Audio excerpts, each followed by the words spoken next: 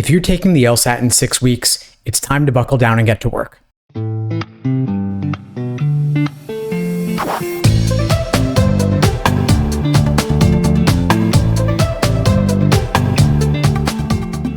Hey, what's up everybody? Steve Schwartz here from LSAT Unplugged, joining you today to share your 6-week LSAT study plan. Before I get into it, a little bit about LSAT Unplugged. We offer live online classes via Zoom, on-demand video courses, small group coaching, and one-on-one coaching. Check out the links below this video to find out more and to book a call with me and my team. We'd love to help you out. So the reason I'm making this video is that I know a lot of you out there are taking the LSAT in just about 6 weeks and you're looking for guidance on your LSAT study plan. At this point, hopefully you've already built a strong foundation in the basics of the LSAT, the different sections and the different question types. Hopefully you've also taken some full timed sections to work on your pacing, and maybe you've taken a couple of practice tests as well. If you have, fantastic. At this point, of course, it's time to switch gears and focus on primarily taking full-length timed exams and reviewing them in depth before the big day.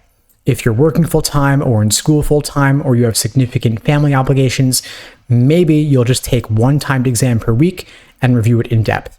However, if you have a bit more time to devote to the LSAT, maybe you're only in school part-time or working part-time, you can then take 2 timed exams per week and review those exams in depth. I recommend that you ideally take at least 10 full timed exams before the big day so that test day itself will feel like just another practice run. If you can only take 1 timed exam per week going forward, hopefully you've taken some previously already. If not a big deal.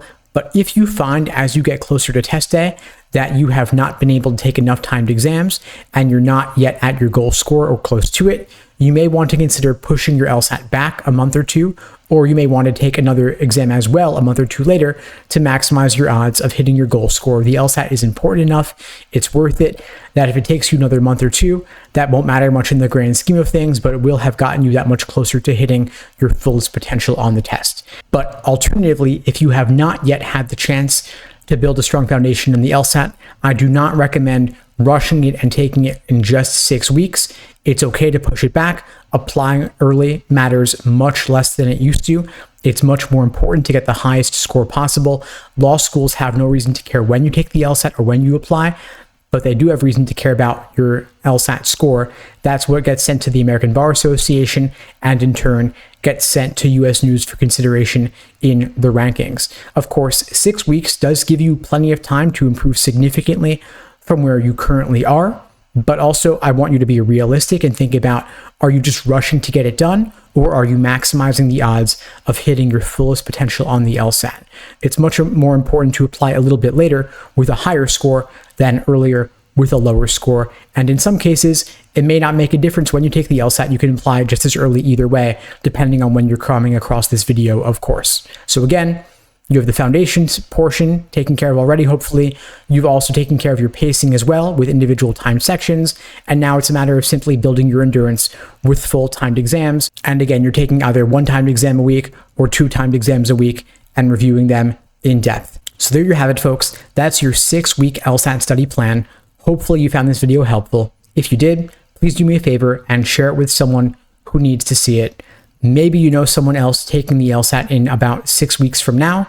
Maybe you know someone who needs guidance on their LSAT study plan. Maybe you know someone who needs a bit of extra encouragement not to rush the LSAT, but rather to take their time and achieve their fullest potential by maybe considering delaying the LSAT a month or 2 in order to allow sufficient time to get their maximal goal score in service of helping them get into the best law school possible.